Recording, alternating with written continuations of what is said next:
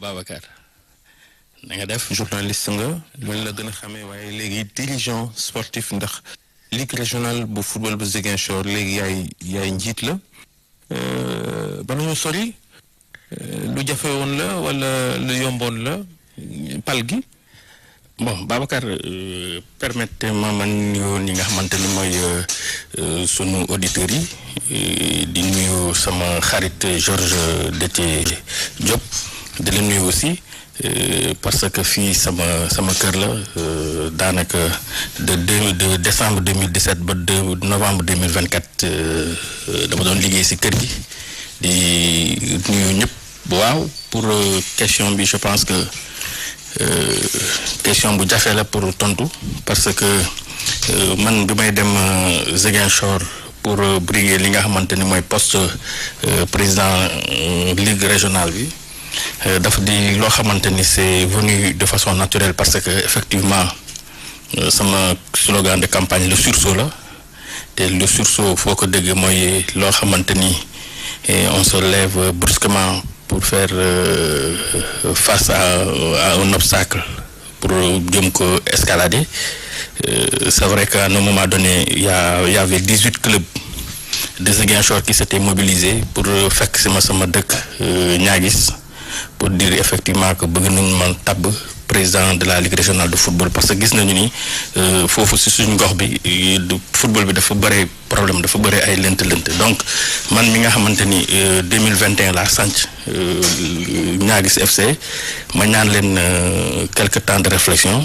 effectivement depuis toujours amoon naa tamit yéeni nekk dirigeant football parce que dama xam ni am na koo xamante ni yàlla boole na ma woon ak moom balaa mu ko fi jëlee mooy kii di Pape Diouf yàgg nañ ci waxtaan mu may teg ci axe te yàlla jëlee ko ma ne donc ce sera l'occasion pour moi pour lui rendre un hommage vibrant parce qu'il a été un très grand dirigeant maintenant si suñu liggéey taskatu xabaar day am yeneen parfois ñu jël ay positions yu xaw a doy waar yu xaw a on critique souvent bon critique dans le bon sens mais je me suis dit pourquoi pas comme sant naa Niaguis FC mu ngi évoluer te samay naata ñoo nañ ma fekk Ziguinchor pour que mu mun a porter seen candidature effectivement je l'ai accepté ça n'a pas été très très facile parce que àdduna bi loo gis rek stratégie la et on n'a pas fait de bruit non plus donc de 18 clubs bu ñu def déclaration de candidature on est passé à 22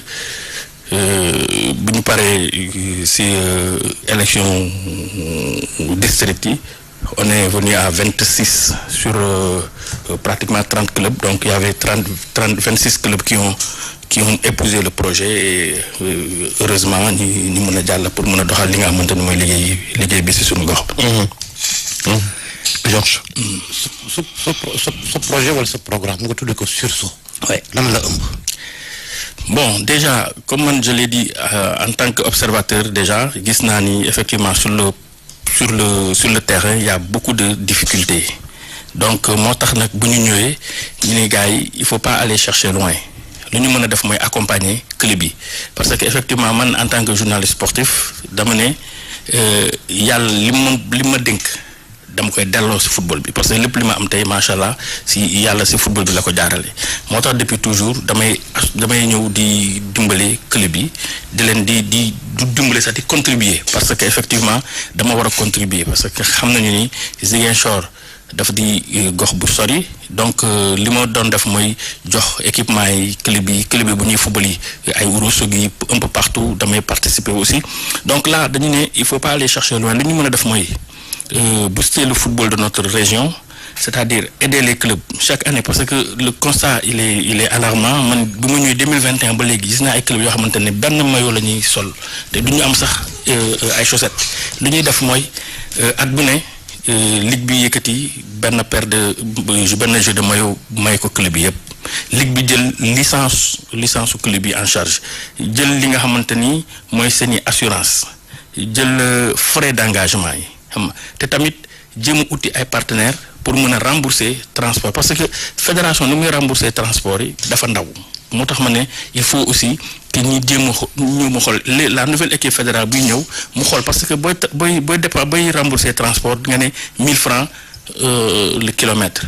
C'est abusé quoi loolu quoi que l'on puisse dire dafa ndaw donc léegi ñun lan la ñuy def mooy dem uti ay ressources additionnelles ñëw dimbale li nga xamante ni mooy équipe yi tey jii nii boo jëlee Ligue Ziguinchor mooy 3e plus grande ligue du Sénégal en termes de club après Dakar et Thiès. Mais il faut dire que le football de Ziguinchor a toujours été le parent pauvre. Justement, il y a qui naan que Ziguinchor a toujours été marginalisé. Mais non, le parent pauvre du football sénégalais, ça c'est vrai. Même dañuy xool ces instances yi on n'a pas de place qu'il nous faut quoi moo tax nag tey bii paa ñu ne non il faut qu'on essaie de voir lu ñuy mën a li ñuy def pour mën a bokk.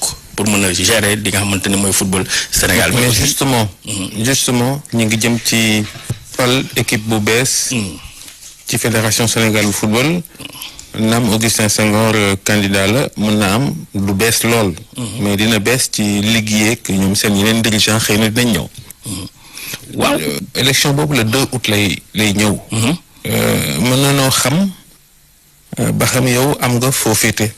waaw man si Abdoulaye Fall laa féete parce que nit la boo xamante ni pratiqué naa ko Abdoulaye Fall mooy président ligue régionale de Diourbel te tamit mu am ay kàngam yu bëri yu ko dar ñi nga xamante ni bëgg nañu collaborer ak moom effectivement man je pense que je fais partie des rares personnes yi nga xamante ni ñoo dem fekk ko bureau waxtaan ak moom pour football bi parce que effectivement ñi fi nekk def nañu liggéey bu am solo mais je me dis quelque part Abdoulaye à un moment donné activité professionnelle me permettre qu'on mu libéré wu mais léegi nag franchement je pense que c'est l'homme qu'il faut parce que c'est li ñu koy tuddee c'est le candidat de l'unité et de la stabilité. loolu kay ñëpp ndax ku ne kay am nga sa activité professionnelle nekk itam ci fédération bi pour la plupart. waaw même ñun man tey journaliste la mooy li ma la wax y a pas une catégorie professionnelle bi nga xamante ni moom la ñu war a jàggale liggéey bi mais tamit à des niveaux différents. mais comme je l'ai dit Abdoulaye Fall nit la boo xamante ni li mu am ci programme parce que depuis pratiquement 6 ans tey il faut aller dans les contrées les plus reculées les finales régionales ngeen xool il a boosté n'est-ce pas le championnat régional dans nos régions auparavant nit ñi dañuy football sax championnat régional doo xam luy championnat régional doo xam luy ligue régionale mais depuis 6 ans laa la wax Abdoulaye Fall il est parrain de 9 à 10 ligues donc te moo tax boo ñëwee tey je donne l'exemple de Kolda mi nga xamante ni y a 2 jours fa la ñu jógee woon mais engouement populaire bu fa nekkoon man gis naa ko gis te pourtant am na ñi nga xamante ni nekkoon nañ fi ñoo yelloo porté yi nga xamante ni mooy mu nekk parrain au final yooyu defuñu ko mais moom il est parti à la base il a cru au projet des ligues moo tax tey mu am li nga xamante ni mooy aura bu mu am nii. mais parrainage mbiru nit la teewul moom ci fédération bi la bokk. effectivement même fédération peut-être en filigrane bi ngeen dañu marginaliser ligue bu Ziguinchor comment être avec quelqu'un il est pas le seul bi marginaliser ab ligue bàyyi ñenn ñi nga xam ne xëy na ils n'ont jamais géré. non xam nga c'est pas orienté non oui tey Georges la réalité c'est que on ne peut pas faire du football nouveau au Sénégal parce que boo xoolee les textes ñi nga xamante ñoo ngi ko seen football bi tout est prédéfini on vous dit le président de la fédération day nekk fii le premier vice-président est de facto le président de la Ligue Pro donc le deuxième vice-président est le président de la Ligue de football amateur troisième vice-président mooy président collège des présidents de ligue quatrième vice-président mooy l'ONCAV c'est réservé aux navétanes cinquième vice-président est réservé au football amateur sixième vice-président est réservé aux anciens internationaux donc mbir la boo xamante ni moo fi ne moo tax ma ne leen tey on ne peut pas faire de football nouveau qu'avec des nouvelles personnes bu fekkee moo tax ma ne leen il faut que ñu xoolaat texte fédération sénégalaise de football effectivement kii di Abdoulaye Fall nekkoon na si il est membre du comité exécutif de l'actuelle fédération mais nañ xool actuelle fédération nu muy doxee. comptable de tout le bilan. mais effectivement tous les acteurs tous les 33 membres du comité exécutif sont comptables de tout le bilan on ne vous a pas dit que le bilan est un bilan négatif non moi je pense que comme je l'ai dit c'est le candidat de l'unité et de la stabilité.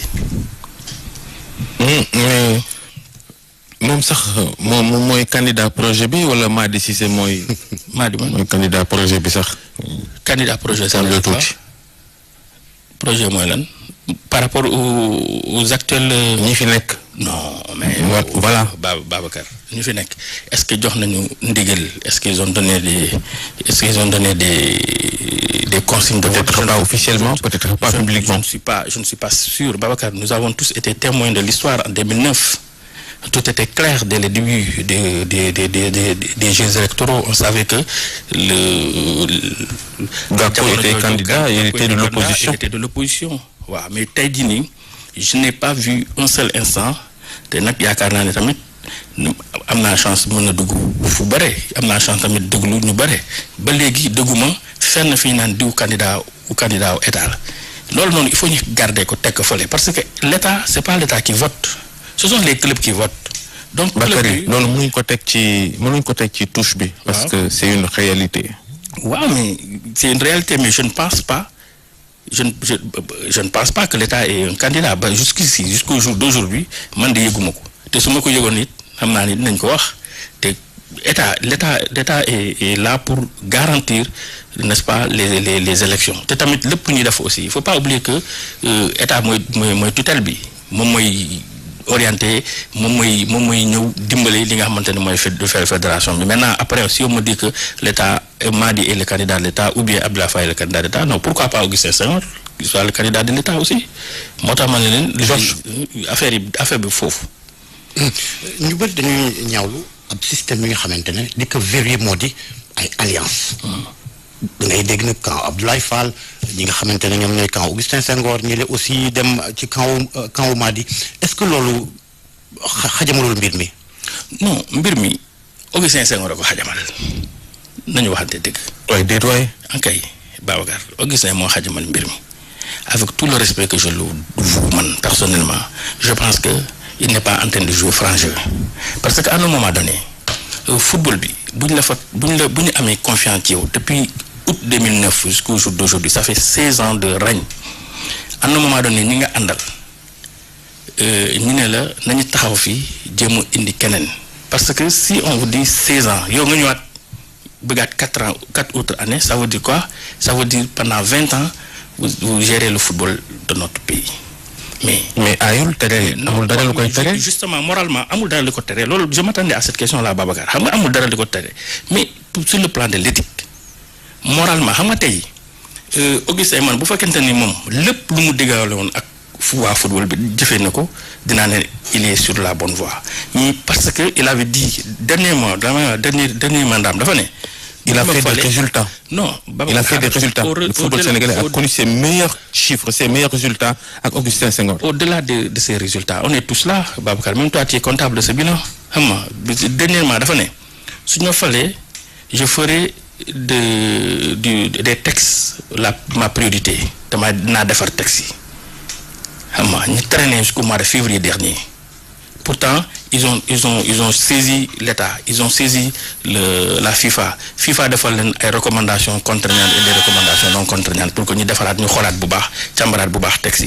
Mais depuis août 2021 jusqu'au jour d'aujourd'hui, jusqu'au mois de février dernier, là nous avons dit nos textes, nous avons dit texte, nous avons fédération. Mais c'est le président qui est la personne morale de cette affaire-là. La personne morale, mais la décision ne lui revient pas à lui seul. Non, mais si, à un moment donné, il y avait une commission, nous Pape Sidilo, nous Doyen Kosodiane, ils ont sillonné le Sénégal du football, ils ont proposé les textes, ils ont eu les inputs des clubs. Ils jël lépp teg ko ci kaw table gars yi ne non fu mu nekk nii bu ñu naree laal texte yi day xaw a compliqué parce que il préparait les élections. mais c'est que booy naan gars yi aussi jël gars yi individualiser ko aussi ça pose problème. non individuel man ma ne gars yi dama ne mais moom mooy man xam nga tey Babacar kër gi dafa am lu muy doxee rédaction les journalistes sont tous solidaires mais il y a un directeur de la rédaction il y a un rédacteur en chef il y a un directeur de publication mais ku nekk à différents niveaux. non si bokk na Babacar man tamit bul fàtte ni journaliste la nag tamit xam naa bokk na. fii dañ fiy tap. non wax ma loolu dama ne si on prend des décisions nu mu tuddati ñun ñëpp bokk jël benn décision mais am na koo xamante ni il a le dernier mot. Moi si j'écris un article ou bien un journaliste écrit un article en tant que rédacteur en chef man maay sama responsabilité moo engagé wu balaa ma ko jox sama directeur de publication, mais l'article dès l'instant qu'il sort c'est le directeur de publication plainte bu naree am directeur de publication mooy wuy ji parce que il est l'auteur de yaa ngi wax Augustin Senghor dafay yàgg 16 ans Koso Diané moom nga tudd. waaw moo gën a yàgg foofu Augustin Senghor ci football bi. waaw mais dama ne. te ba léegi mi ngi ci biir. waaw dama ne Koso Diané il n'était pas le président de la fédération sénégalaise de football c'était juste un bras opérationnel dama ne tey jii nii li ma gis Babacar il faut pas qu'on se trompe Augustin Senghor il est rentré par la grande porte au niveau de la fédération sénégalaise de football. Je crois qu'il doit en sortir par la grande porte. Aujourd'hui il a un legs et ce legs là dafa war a rafet. Man j'ai toujours dit que personnellement je n'ai rien contre Augustin Senghor nit la boo xamante ni moralement c'est quelqu'un de bien, mais Augustin lui-même la dernière fois xam nga tout le temps il te dit c'est mon dernier mandat en 2017 je me rappelle très bien il avait fait un débat télévisé à la TFM moom ak Madi Touré et moom ak Louis Lamotte et Mbaye Diouf Dia. Il avait dit que c'était son dernier mandat. On était en 2017. Moi j'étais là comme invité. Boobu je n'étais pas membre de la rédaction de la TFM. Dañ ma invité woon ma ñëw fekkee mu ne c'était mon dernier mandat parce que dafa sumb ay projet 2021 ñëw ñu ne y a un contexte bien particulier suite au protocole de Rabat qui voudrait qu'il soit le premier vice-président de la CAF derrière ki nga xamante ne mooy Patrice Motsepe. Boobu aussi il avait dit que c'était son dernier mandat ñëpp ne nañu manko derrière Augustin Senghor pour un consensus mu nekk dernier mandat et mieux lui-même là-bas il avait même signé un protocole il a signé à Eden Rock devant le CNOS que c'était son dernier mandat. Moo tax man ne leen c'est très facile de dire que les textes le lui permettent. Oui, les textes le lui permettent parce qu'il a refusé dès l'instant. Abdoulaye Fall mi ngi jàppale. Babacar danga may ma moo nekkoon directeur financier fédération bi mu démissionné bàyyi poste bi noonu. Non Babacar. tey mu bëgg a ñëw jiitewaat fédération bi. Babacar je suis désolé. Babacar je suis désolé journaliste nga vérifier li ngay wax Abdoulaye Fall n'a jamais été directeur financier de la fédération. Il a été président de la commission des finances.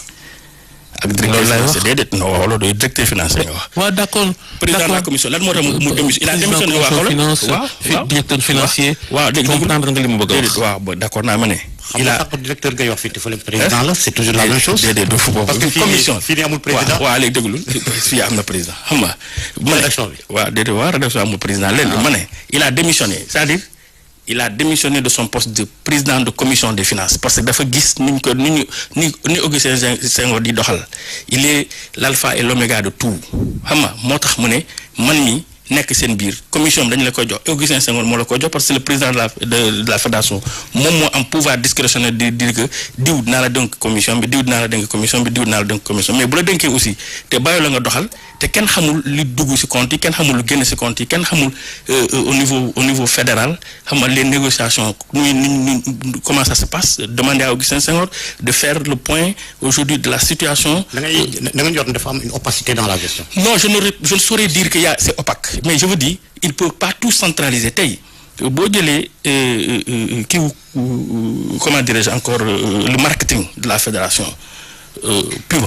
Puma demande à Augustin Senghor ko ñaata la Puma di fay il est le seul à le savoir aucun membre du comité exécutif ne saurait dire lii la Puma di fay lii la diw di fay lii la di fay tout est centralisé maintenant moom dafa ne man président commission des finances là mënuma nekk ci mbir te xawma compte yi mënuma am accès ci compte yi je ne peux rien avoir mais autant démissionner et rester membre simple du comité exécutif si la vie. jërëjëf Bakary waxtu wi jot na.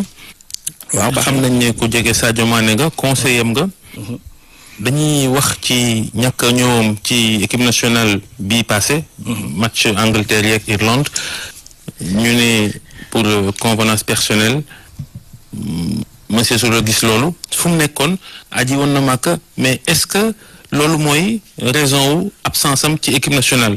mais Babacar yow kay tontu nga ci yow Sadio depuis mois de mai 2020 mu ngi wuyu si équipe nationale Sénégal. mois de mai 2012 plus. mais su dul wuy si convocation. dafa war a wax objet bi. lu ko waral da ko war a wax mu leer. xam nga sélectionneur bi non. xam nga sélectionneur bi je pense que ñun muy bu ma ne ñun mooy Sadio ak entourage ak ñun yëpp on a préféré ne pas commenter la décision ou les propos du sélectionneur parce que moom sélectionneur bi waaw ñun dañ ko on a décidé de ne pas commenter. parce que vous les regrettez. Non mais il est libre de dire ce qu'il veut mais il le sait muy moom muy président fédération ñoom ñaar yëpp xam nañu lu Sadio waxante ak ñoom te man mi nga xamante ne wax nañ ñoom ñaar wax nañ avant. mais bien sûr Sadio dina jël décision bu mel nii te du wax ak ñooñ wax na leen avant donc wax na leen avant kenn ku nekk waxtaan na ak yow 2 ou 3 fois donc moo tax bi Pape Thiaw defee sorti xam nga Pape man dama koy comprendre Pape il réfléchit en France en wolof pour parler en français c'est pas grave xam nga kenn ku nekk am nga say limites mais Sadio Mané nerew ko kenn teewul nit mu wax wolof waaw mais loolu laa la wax nii mais moo tax moo loolu il réfléchit en wolof pour parler en français wolof la wax waaw mais waaw wax wolof mën na wax wolof mais man dama ne Pape côté boobu dañ ko comprendre mooy li ma la wax nous on a refusé de commenter te jusqu'au jour d'aujourd'hui on ne va pas commenter cette sortie là surtout que comme je l'ai dit prochain match du Sénégal en septembre Sadio Mané dina bokk wala du bokk. mais Sadio a toujours été à la disposition de l'équipe nationale Babacar tant qu'il il jouit de toutes ses capacités physiques il reste à la disposition de l'équipe nationale il peut pas bien jërëjëf comprendre nga donc jërëjëf Bakary Cissé président ligue régionale football bu Ziguinchor ngay jàppale Abdoulaye Fall ci élection nouveau président wala bokk dañ xam ba xam Augustin Senghor dina faloo am déet waaye AG bi nga xam ne mooy waaj a am ci fédération Sénégal bu football Abdoulaye Fall ngay jàppale jërëjëf Georges jërëjëf soxna Nata. Merci beaucoup Babacar Fall, Georges Déthié Diop ak Bakary Cissé toute l'équipe